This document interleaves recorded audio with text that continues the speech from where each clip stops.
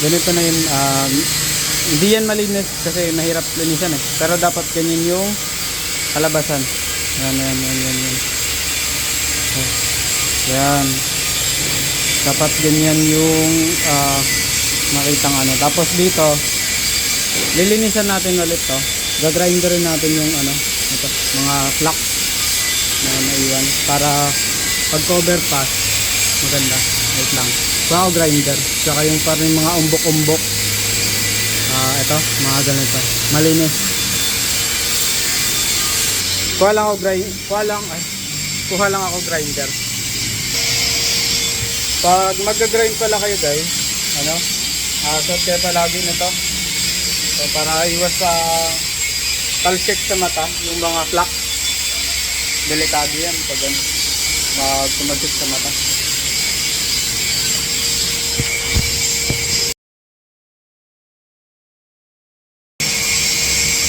Masyadong malabo yung ano, yung yun ginamit ko kanina, kaya ito na lang. Pwede rin to, mas maganda to para sa buong mukha, ano, protected. Dapat clear yung ito.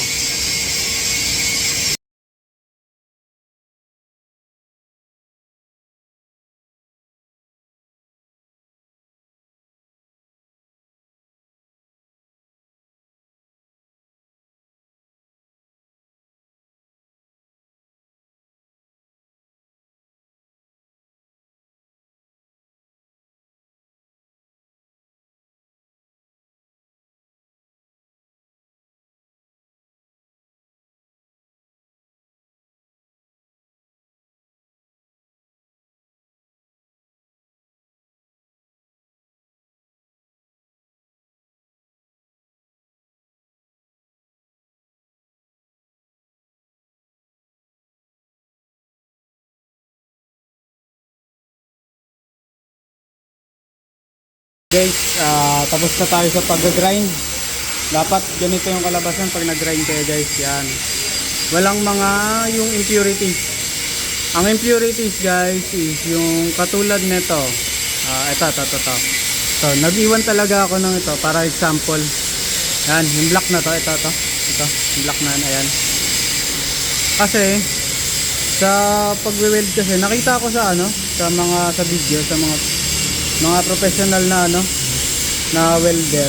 Pag may ganito, ayan, pag may ganyan, yung flux na naiwan, ano yan, sa long term na ano, yan yung magiging cause, yan yung defect na magiging cause ng pagkasira ng ano, ng pipe.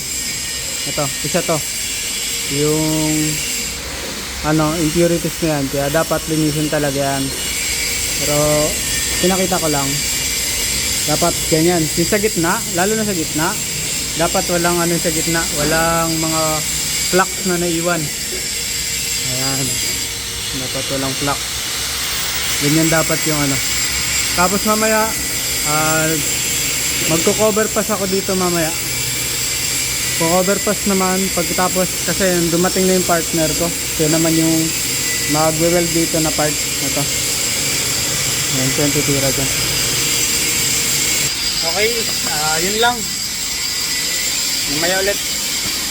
Tingnan mo na ako. Bye bye.